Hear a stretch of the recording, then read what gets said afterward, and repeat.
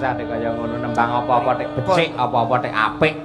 Pancen mau cagake wae ya piyai-piyai seni. Gek mangkate saka gamelan apa wae iki ya mesti dinikmati, dipelajari, disajikan. Nggih. Diglowentah karo rama ibune direwangi prihatin tirakat poso lan uga nyuwun marang purbane pangeran dadine anak ya luar biasa. Padha karo jenengan lho Mas Jolang. Jenengan lak sregep prihatin, sregep poso. Anake ya hebat to. Alhamdulillah niki sing siji teng Koramil